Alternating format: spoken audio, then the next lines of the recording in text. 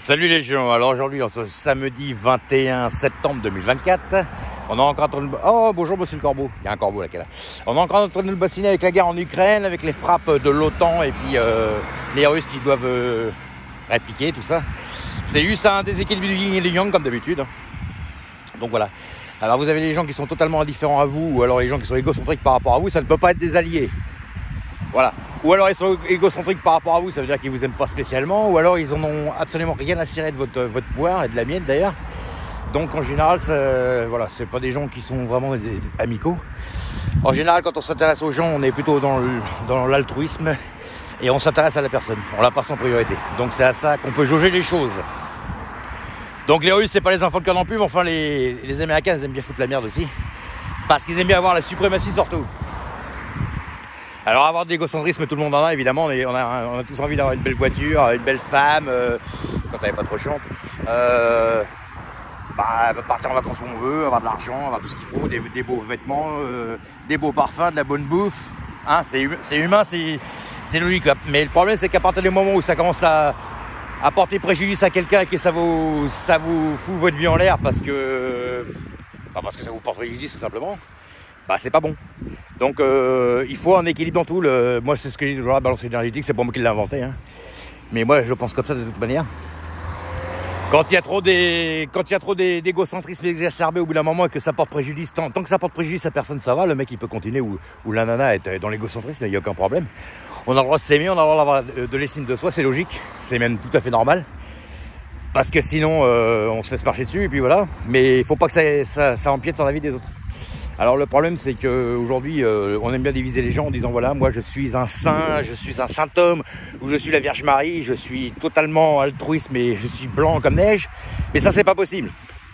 Tout simplement parce que celui qui est blanc comme neige, ça voudrait dire qu'il est totalement dans l'humilité et qu'il n'a absolument pas d'égocentrisme. Donc c'est pas possible. À l'inverse, celui qui est totalement dans l'égocentrisme et qui dit que lui je suis un gros méchant, je n'ai d'empathie pour personne, ça n'est pas possible non plus parce que forcément quand il y a des moments donnés où il devrait être sympathique quoi, avec sa famille ou ses enfants. Donc tout ça c'est des conneries. La vérité c'est qu'il faut un équilibre entre les deux. Voilà. Il faut avoir de l'estime de soi et puis respecter les autres dans la mesure des possibles évidemment. Mais bon, on vit dans un monde où tout le monde est mis en compétition et puis où on essaye de montrer à tout le monde qu'il faut avoir la plus grosse, hein.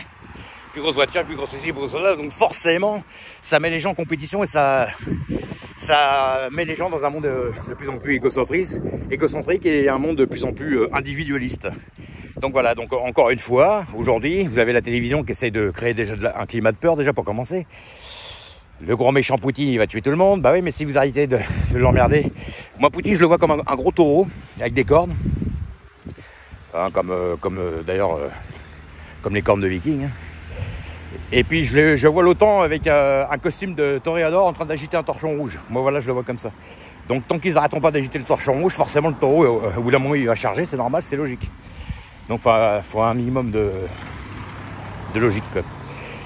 Donc voilà les gens. Donc après moi évidemment à mon niveau je peux pas arrêter tout ça, mais bon je comprends pas que les gens ne comprennent pas quoi. Je sais bien qu'on peut pas faire grand chose. Enfin déjà, tant que les mentalités vont pas changer par rapport à ça, je ne comprends pas que les gens n'aient pas compris. C'est logique qu'il y a une perte de pouvoir d'un côté et puis qu'ils veulent prendre le pouvoir sur l'autre côté. C'est logique. Voilà, ils perdent la main et puis ils veulent récupérer la main. C'est archi logique quoi. Alors de toute façon, c'est pas plus un côté que de l'autre. Hein. Les Américains, ils sont aussi égocentriques que les Russes et puis ils sont aussi altruistes que les Russes aussi.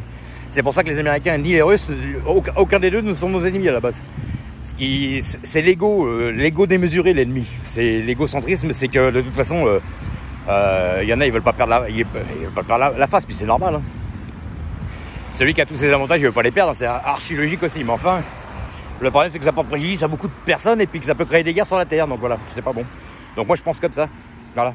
Après c'est pareil, il y a des moments où quand vous avez été pendant très très longtemps dans des situations où vous avez été dans le stress, un stress très intense. Quand vous avez été stressé pendant très très longtemps, il est très logique après de rééquilibrer de l'autre côté. C'est-à-dire que le corps de temps en temps, on dit ouais tiens la personne qu'est-ce qu'elle a, elle est toute molle, elle est toute fatiguée, c'est ça. Non, c'est parce que la personne elle a besoin de rééquilibrer la balance énergétique de l'autre côté.